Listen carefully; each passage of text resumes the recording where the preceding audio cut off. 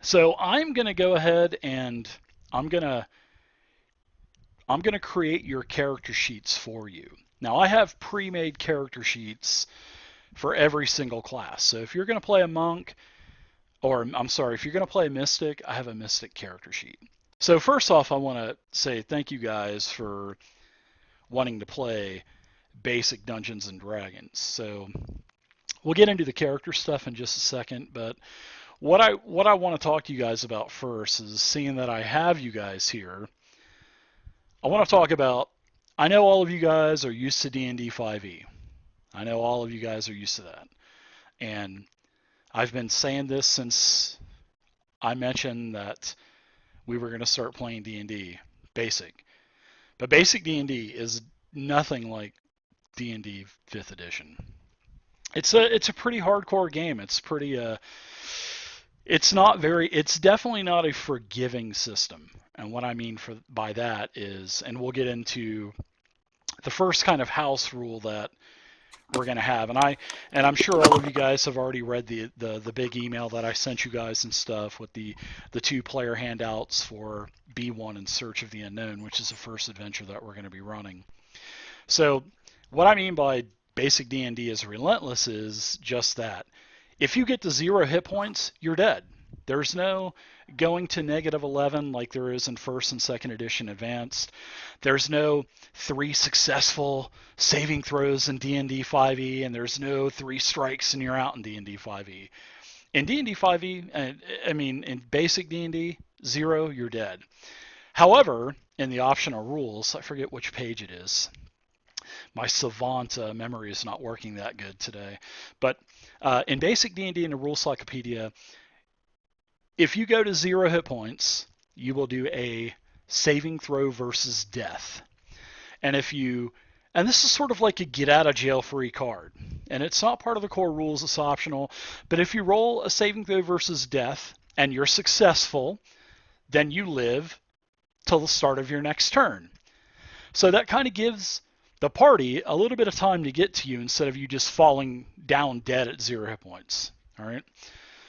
And if you fail your saving throw versus death ray, then you're dead. So you at least get a chance to live another round. And usually you'll notice with your saving throw tables for every class, your saving throw versus death rays, usually that and Dragon Breath are usually your highest saving throws. So, but that is one of the optional rules that we're going to be using. So a little bit more about basic Dungeons and Dragons. Now that we've got death, and it is a relentless game. Today, we are creating characters. And I am going to allow you to roll up 3 full arrays of ability scores. So not only are you going to make one character, we are going to make one character today, but you're going to have in your back pocket 2 more arrays of 6 ability scores ready to go in case you die. Now, I'm not out to kill you. You guys know that. I love the story, and I love to tell the stories of D&D, but this is going to be much different than anything that we've played. Like I said, it's going to be tough, and that's why we're rolling 3 sets of scores, is just in case you have a character that dies. And I'm sure there may be some characters that will be dying. Basic D&D is all about randomness. You know, Lance, you know this. You played basic D&D. It's all about randomness. There's no making a list for your DM and giving it to him. Oh, I want this magic item. I'd like to have this magic item. Nope, we're going totally randomness. So that goes from, if you're going to play a magic user, you're going to get to choose one of your spells, and then we're going to randomly roll one spell. So magic items. You get magic items as drops. It's going to be a randomness on what you get. And this goes with the XP factor. XP is different than it is. We're not sure. You get experience. We add up the total of the encounters. We divide it by how many players are missing. And if you are missing a night, if you are not able to be here, you will not get any XP. So that's going to be another thing. So if you say for treasure, seeing that it's random, you get a sling +2, right?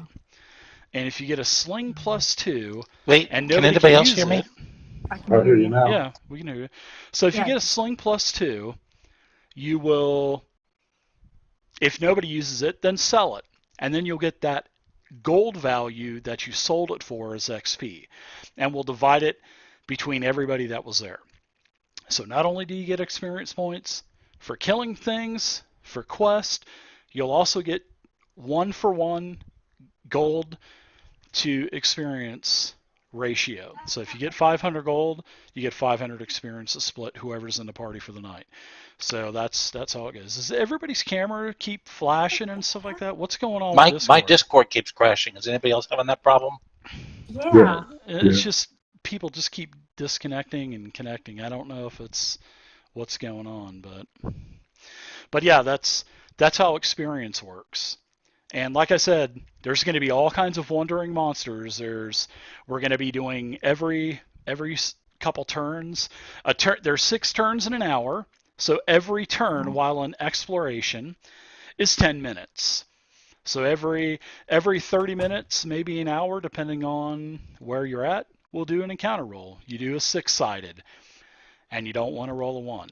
So that's how random encounters go, and we're going to be using the forest wandering encounter tables also, and we're going to be doing forest exploration rules. That's in the expert and the second box set. So we're gonna be doing everything pretty much the way D&D is supposed to be done, except for That's awesome. like I said, we'll be doing some optional stuff for character creation. So, but like I said, it's going to be randomness, and it's going to be fun. You guys will be able to, get experience for selling off your magic items you don't want. But if you keep magic items, you don't get any experience for that, just treasure and stuff. So if you get like maybe a marble statue that's worth 1,000 gold, and you find someone that wants to buy it for 500 or 750 with a good maybe bargaining skill check, if anybody has that, then you'll get that much experience. That's how it's going to work. So now we're going to talk about character creation. Wait, before we start, Dave, yes. I just wanted to point out that I got your email about how everybody had to try to grow a beard, but this is all I could get done in a week. I'm not growing no beard. I got rid of mine 2 years ago, almost 2 years ago, probably about a year and a half. So yeah. I think I miss your beard. These are all quarantine beards. I want to have a goatee like Lance's, but it's going to take me years to get something like that going again. So, but yeah, I hear you have to put cow dung on it to keep it sharp like that. Well, the last thing I want to talk about is you guys have been with me for quite a while, and we haven't done any mass combat. And basic D&D is, especially when you get into like companion level stuff, you get strongholds and keeps and stuff like that. And I want you guys to have this because this was a fun part of what I remember about basic D&D as a kid. So I had a keep, I had a stronghold. I used to grow a lot of agriculture to sell, and there's rules for all that stuff, and they're a little bit confusing, but we're gonna tone it down a little bit on the variables and stuff. But you'll be able to make money. You'll be able to, pay your troops. You'll be able to have a garrison, and then we'll get into mass combat. And I'd love to get into mass combat with basic D&D because there's a great section on mass combat. So over time, the goal is to play all of the B modules.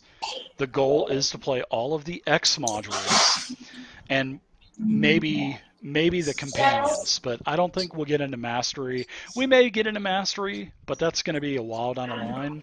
But we won't do any Immortals stuff. I'm just not a huge Immortals fan. I appreciate what they tried to do with Immortals, and I know the Wrath of the Immortals box set also helped with the rules, but I'd rather just kind of keep it to level 1 to 36 if we can. And hey, it would be cool to somebody's broadcasting. Can you guys put push to talk on for me if you don't mind? And so yeah, we will go ahead and push up to high as we can. And I think it'll be fun. And characters can get pretty powerful, but then again, monsters are really powerful too. So, but be smart. Don't be afraid to run. In basic D&D, don't be afraid to run. I mean, there's no dice rolls or anything like that from running. Some creatures may chase after you, some may not. That's a good thing to just know in regular life. Yeah, Dave. just Don't be run. afraid to run. Because in D&D, I think in all the games that I've ever run, I think Andrew was in this game. I think we ran from an encounter like one time, and maybe once or twice in 6 or 7 years of playing basic D&D. So, because usually everybody once they get to level 5, they're like, dude, we'll be fine. We'll just take on Tiamat at level 5. It's no problem. And so yeah, don't be afraid to run in basic D&D. So that's another thing. And just because you kick in a door and there's a bunch of orcs there or a bunch of goblins, if you're really outnumbered, don't be afraid to try to talk your way out of it, or maybe pay your way out of it, or offer them something, because I always give experience points for the encounters if you kill them or if you negotiate with them. So yeah, don't treat that like my main point is, don't treat this like D&D 5th edition. You gotta choose your battles wisely. You gotta be smart about things, and yeah, it's going to be super fun, and I can't wait to really delve in next week with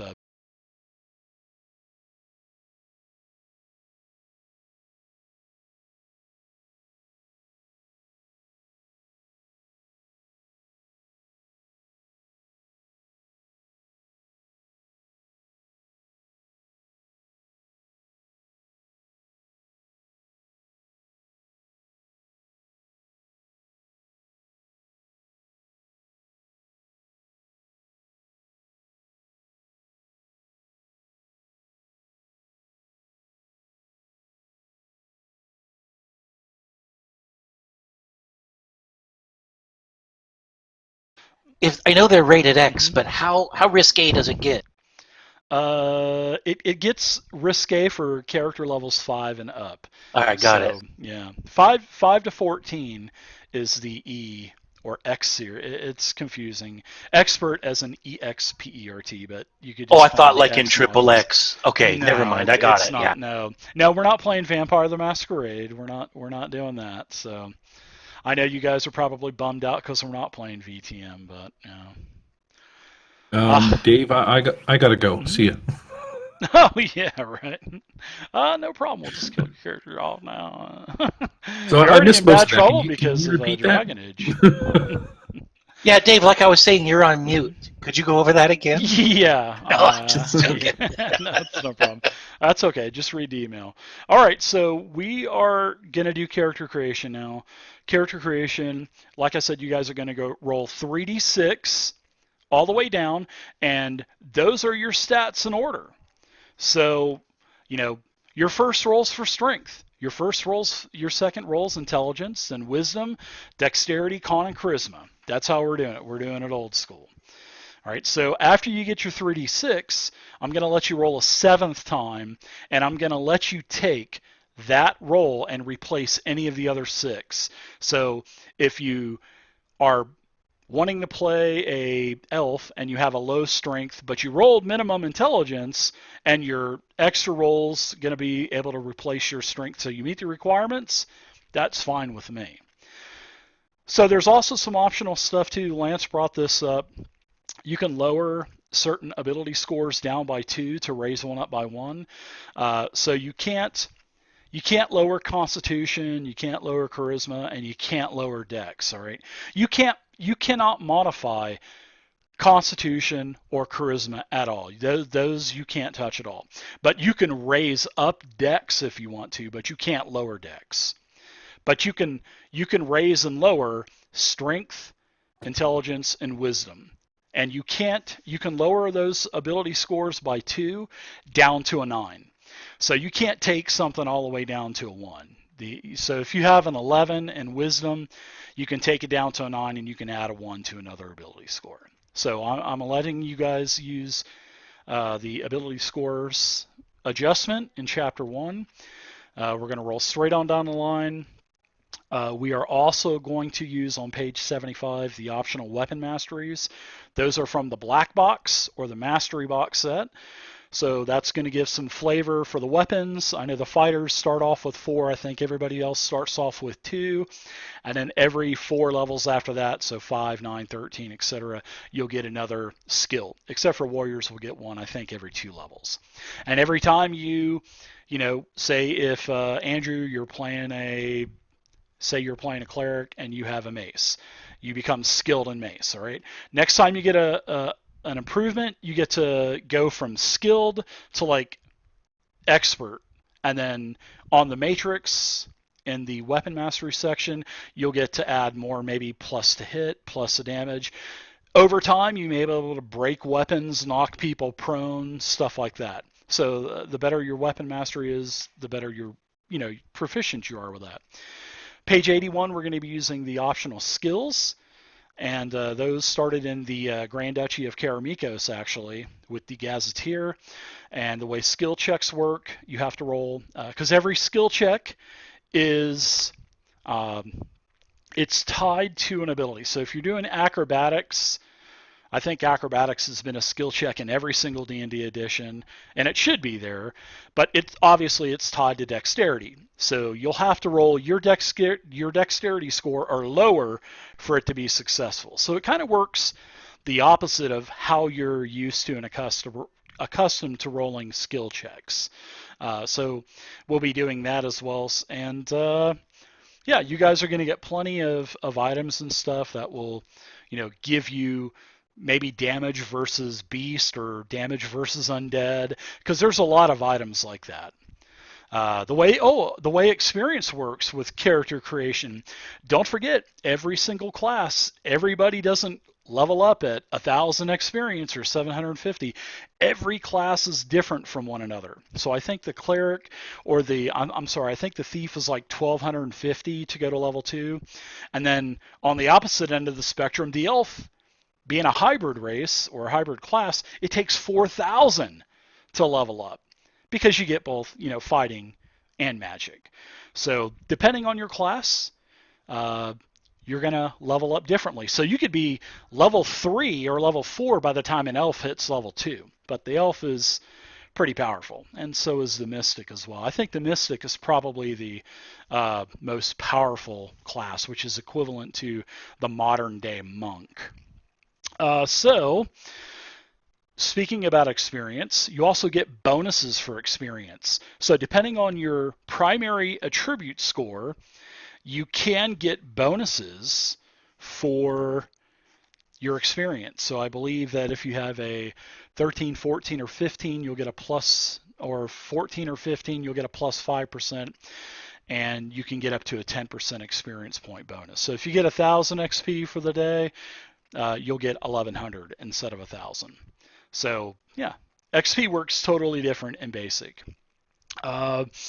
Speaking about general skills, everybody starts with 4 general skills. And if you have an intelligence modifier, say a 13, 14, or 15, you'll get a +1, so you'll get 5 skills to start with. 16 or 17 will give you 2 bonus skills, and then an 18 will give you 3 bonus skills. There's no bonuses for weapon mastery. You just get those flat out every so many levels, and then you'll be able to choose skills or upgrade your skills too every X amount of levels. And last but not least, equipment. Equipment's going to be very important. I want you guys to think about this. You guys know that you're going into, this is an old school game, so there's a lot of dungeon delving and stuff, so you're going to need to have the supplies to get the job done. You're going to need your 10-foot poles. You're going to need your grappling hooks. You're going to need, your tinder boxes. You're going to need rations. I don't leave home without my 10-foot pole, Dave, just like in real life. Right. Oh, boy. So everybody's going to get to start with 3d6 times 10 money for start.